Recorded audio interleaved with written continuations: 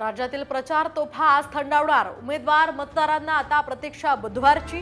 निवडणूक आयोगाची छुप्या प्रचारावर नजर।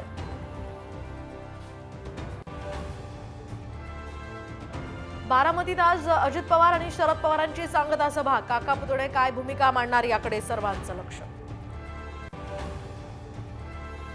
राहुल गांधींची मुंबईमध्ये पत्रकार परिषद। आज ते काय बोलणार त्याकडे सर्वांचं लक्ष।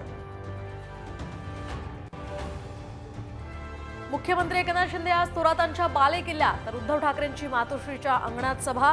अखेरच्या दिवशी काय बोलतात त्याकडे सर्वांचं लक्ष। तर राज ठाकरेंचीही मुंबईत सभा होणार।